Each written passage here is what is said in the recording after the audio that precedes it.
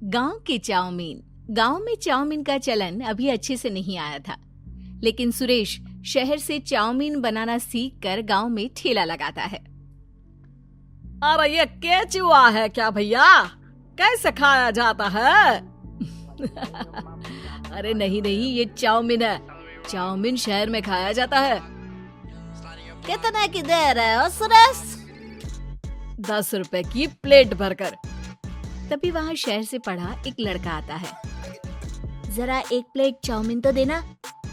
सुरेश उसे चाउमीन देता है। उसे चाउमीन खाता देख गांव वाले भी उससे चाउमीन ले लेते हैं और खाने लगते हैं। अरे वाह सुरेश भैया, कमाल की बनाए हो। 2 प्लेट मेरे बच्चों के लिए भी पैक कर दो। बस फिर क्या था, सुरेश का ठेला लगता है और चाउमीन खरीदने वालों की लाइन लग जाती है। तभी वहाँ से गांव का साहूकार होकर गुजरता है। और ये क्या भीड़ लगी है? लगता है झगड़ा हो गया है गांव में। चलूं मैं अभी तो मजे ले लूं। अरे कहाँ है? इतनी भीड़ लगी है यहाँ। लड़ाई हो गई है क्या?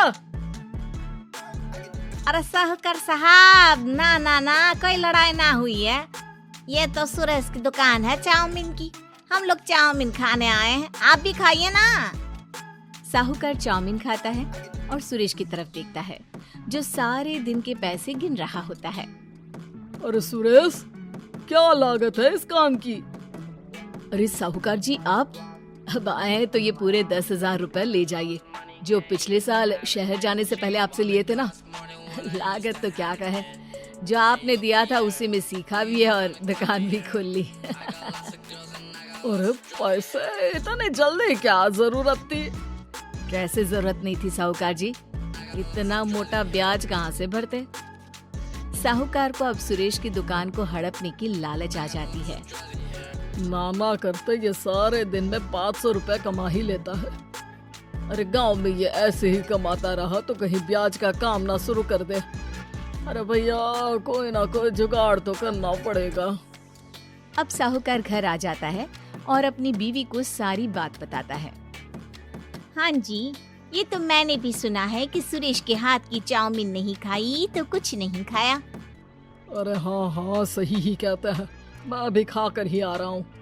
अरे भाग्यवान है, कितना अच्छा हो ना अगर वो पैसा हम लोगों को मिल जाए। क्यों हैं? हाँ, वो तो है, लेकिन कैसे? हम लोगों को तो चाउमीन बनाना आता ही नहीं है। साहूकार और उसकी बीवी अब रोज चुपके से सुरेश के घर जाते हैं और खिड़की से उसे चाउमीन बनाते देखते। अब क्या था, दोनों को चाउमीन बनाना आ जाता है। फिर एक रोज, और सुरेंद्र, तुझे साहूकारनी ने बुलाया था। बोल रही थी कि बेटे के जन्मदिन में 10 किलो चाउमीन का ऑर्डर देना है। बना दोगे ना?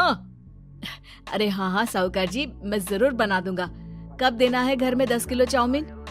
अरे वो तो तू घर आकर पता कर लेना, मैं नहीं बता पाऊंगा। ठीक है, शाम को काम निपटा कर आ जाता हूँ। सुरेश साहूकार के घर जाता है, लेकिन वहाँ मियाँ बीवी मिलकर उसे बंधक बना लेते हैं। अरे मुझे क्यों बांध रखा है? मुझे छोड़ दो। आज से तेरा ठेला मैं लगाऊंगा और बहुत सारे पैसे कमाऊंगा। साहूकार एक आदमी को सुरेश की निगरानी में लगा देता है और वहाँ से चला जाता है। अगले दिन, अरे साहूकार जी, आप कब से चाउमीन बेचने लगे और अपना ये सुरेश कहाँ गया? अरे वो तो शहर गया है, उसका कोई काम निकल आया था। बोल रहा था कि जब तक वो ना आए तब तक मैं ही उसके ठेले का काम कर दूं। पैसे भी तो बहुत उधार ले रखे थे उसने।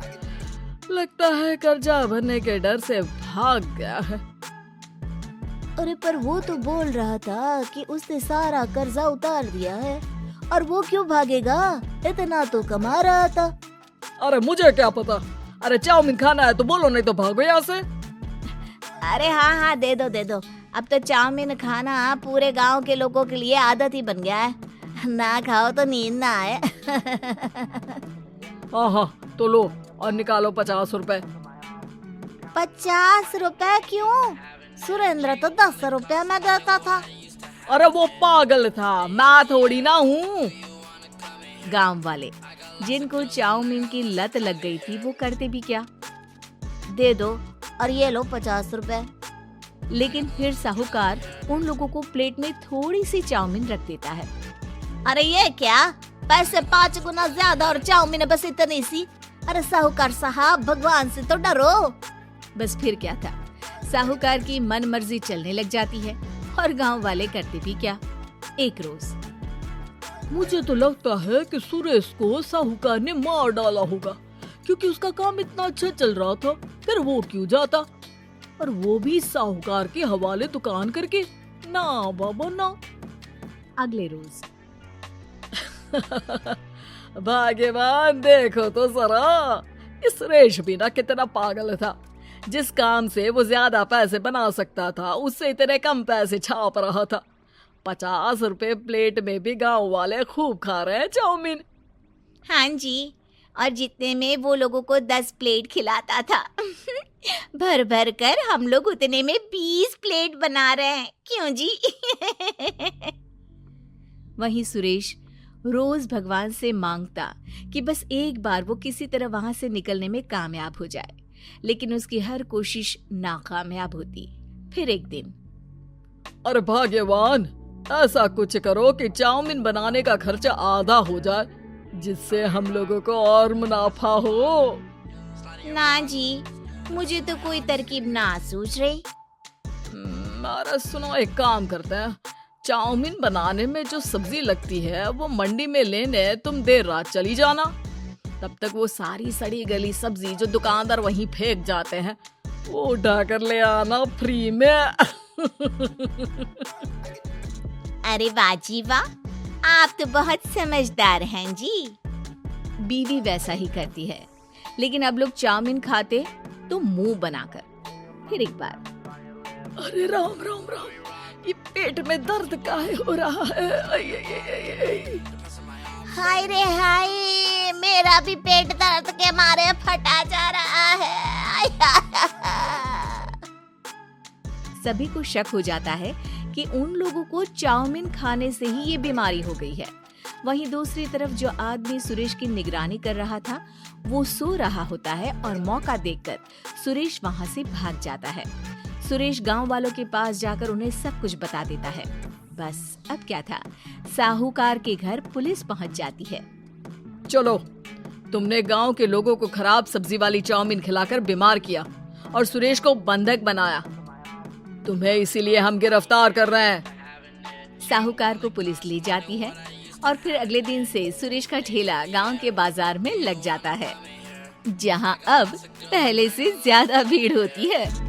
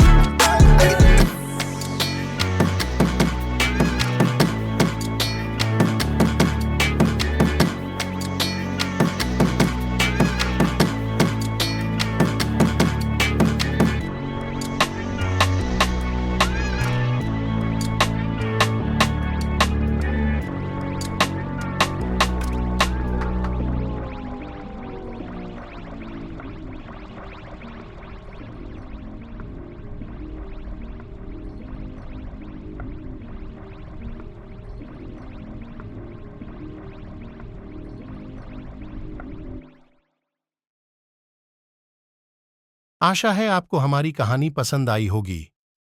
कृपया इसे लाइक करें, अपने दोस्तों के साथ शेयर करें और हमारे चैनल कहानी कोना को सब्सक्राइब करें। धन्यवाद।